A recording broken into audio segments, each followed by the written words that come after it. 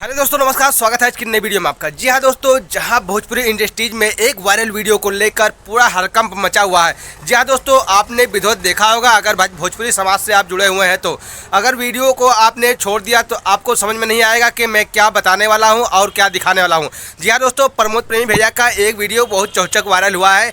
आपने कहीं ना कहीं देखा होगा, अगर फेसबुक, व्हाट्सएप, मैसेंजर कहीं से भी जुड़े हुए हैं तो सारी जगहों पर आपको कहीं ना कहीं वीडियो आपको देखने को मिल गया होगा। जी हाँ दोस्तों, प्रमोद प्रेमी भैया के पास न्यूज़ वाले पहुंचे, आरती न्यूज़ वाले। जी हाँ दोस्तों, उन्होंने पूछा कि भैया आप इस बारे में क्या कहना चाहते हैं वायरल वीडियो बारे में। तो प्रमोद प्रेमी भैया ने अपने सफाई में हाजिर किया। जी हाँ दोस्तों, वीडियो क्लिप आपको दिखाने वाला है, तो वीडियो को लाइक जरूर कर दीजिएगा।